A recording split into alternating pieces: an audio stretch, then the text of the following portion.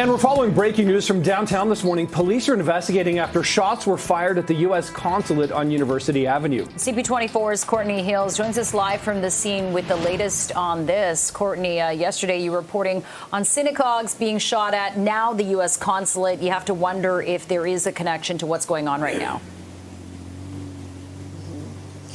Certainly, Jen, and we do know that's something that investigators will be looking into, and if there is perhaps a connection here to what is happening in the Middle East. We can tell you University Avenue shut down as a result of this shooting. It happened only about an hour ago. We're hearing from Toronto police. They were called here to University in the Armory Road area over reports of gunfire toward the U.S. Consulate. They say they found evidence of that gunfire.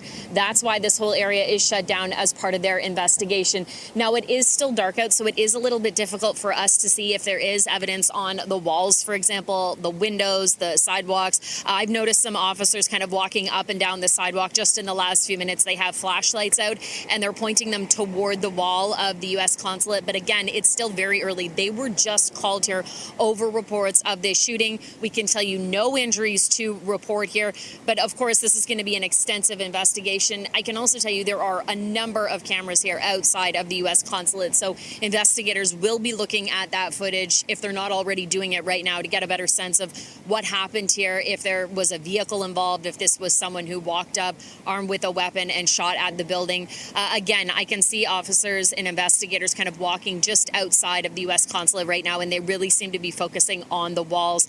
We're able to get kind of close, guys. We're kind of standing on the island here at Armory Street along University. This, of course, having a huge impact on traffic. A lot of people head southbound to head into the downtown core here on University, but this area again blocked off, and it's stretched right up to, I'd say, about Queen Street. So this is a very active investigation that officers are involved in right now along University in front of the U.S. Consulate.